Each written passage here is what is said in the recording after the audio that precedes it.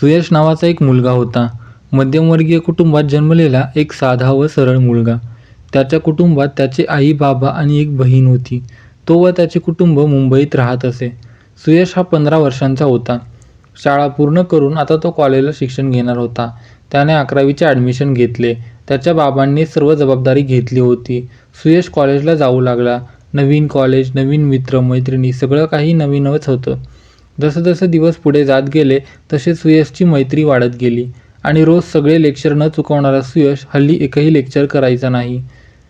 रोज नवीन नवीन कपडे घालून कॉलेजच्या नावाने कुठेतरी पिक्चर बघायला तर कट्ट्यावर टाइमपास करायचा. त्याचं कॉलेजमधून लक्षच उडालं होतं. असेच दिवस जात गेले व आता 11वीची शेवटची परीक्षा सुरू झाली होती. सुयश व त्याचे मित्र रोज परीक्षेला जायचे, सोबत असायचे येताना आणि जाताना. सुयश मात्र आता अभ्यासाला पूर्णपणे कंटाळला होता. परीक्षा द्यायची म्हणून तो द्यायचा. पेपर संपला की सगळे मित्र मिळून रस्त्याच्या कडेला असलेल्या स्टॉलवर वडापाव, चायनीज फूड खायचे. आज सुयशचा शेवटचा पेपर होता. त्याने पेपर दिला. पेपरमध्ये कमी अन्य त्याच घड्याळाकडे जास्त लक्ष होतं. कशीबशी शेवटची बेल वाजली. सुयश व त्याचे मित्रमंडळी सर्वजण लवकर घरी गेले. सुयश मस्त गावावरून मुंबईला आला होता. थोड्याच दिवसांनी 11वीचा निकाल लागणार होता. सुयश टेन्शनमध्ये आला. माझे तर पेपर खूपच कठीण गेलेत. पास होऊन ना, चांगले मार्क्स मिळतील ना, असे अनेक प्रश्न त्याच्या मनामध्ये येऊ लागले. शेवटी निकालाचा दिवस उजाडला. सुयश त्याच्या मित्रांसोबत कॉलेजला निघाला. त्यांना जायचा थोडा लेटच झाला होता. वर्गात मॅडम व सर निकाल देत होते. सुयश व त्याचे मित्र हळूहळू मागे जाऊन बसले. त्यांच्या गप्पा गोष्टी चालू होत्या, मात्र सुयश एकदम शांत बसलेला. एक एक विद्यार्थी शिक्षकांकडे जाऊन निकाल घेत होते. सुयश ते बघत शांत बसलेला. थोड्याच वेळाने त्याच्या एका मित्राचा नंबर आला. तो निकाल घेऊन आला. नाचत नाचत सुयशच्या इथे आला आणि त्याला निकाल दाखवला. तसेच सुयशचे सर्व मित्र निकाल घेऊन आले व सगळे पास झाले होते. सुयश मात्र टेन्शनमध्येच होता. पास होऊ की नाही. तितक्यात सर सुयश असे मोठ्याने ओरडतात. तो दचकून सरांच्या इथे जातो. सर निकाल देतात आणि म्हणतात की तुझ्याकडून ही अपेक्षा नव्हती. त्याला समजेना काय झालंय. निकाल बघतो तर तो नापास झालेला असतो. त्याला आता धक्काच बसतो. काय करावे त्याला कळत नाही. त्याचे सर्व मित्र पास झाले होते, पण तो एकटाच नापास. अशाच निराशेने तो बॅग घेऊन घरी निघाला. निराशेने तो घरी पोहोचला. घरी कोणत्या तोंडाने सांगू की मी नापास झालोय ते. पण त्याची आई स्वतःच त्याला विचारते, सुयश बाळा, पास झालास ना. तो मान खाली घालून शांतच होता. आईला समजलं की काहीतरी झालंय. तिने विचारलं त्याला की बाळा काय झालं, नापास झालास. तो मान खाली घालून हो म्हणाला.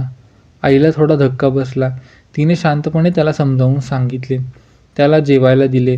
रात्री बाबांना कसं सांगायचं याच विचारात तो झोपी गेला. रात्र झाली. त्याचे बाबा घरी आले. हात पाय धुवून झाल्यानंतर त्याच्या आईने बाबांना सांगितले की आज आपल्या सुयशचा निकाल लागला. काय मग पास झाला ना, किती टक्के मिळाले. सुयशच्या बाबांनी विचारले. नाही, तो नापास झाला, सुयशची आई म्हणाली. त्याचे बाबा थोडा वेळ शांतच होते. सुयश व त्याची आई मात्र टेन्शनमध्ये होती की पुढे काय बोलतील. बाबांनी जेवून घेऊया असं सांगितलं. त्या सर्वांचं जेवण झालं. सुयशचे बाबा सुयशजवळ बोलवून सांगतात, बाळा काय झालं आहे, अभ्यासात लक्ष लागत नाही का. नाही बाबा, मी माझा पूर्ण कॉलेजचा वेळ माझ्या मित्रांसोबत घालवायचो. कधी पिक्चर तर कधी पार्ट्या, लेक्चर, अभ्यास हातून लक्षच उडालं होतं. पण ते सगळे पास झाले आणि मी एकटाच नापास झालो.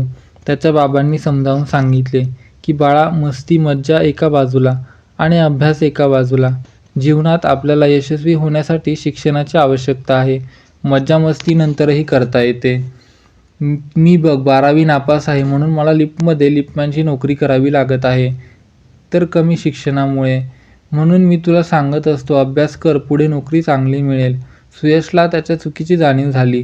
त्यांनी बाबांना आश्वासन दिले की मी आजपासून रोज अभ्यास करेन आणि एक दिवस मोठ्या पदावर काम करेन. सुयशच्या बाबांना व आईला थोडा धीर मिळाला.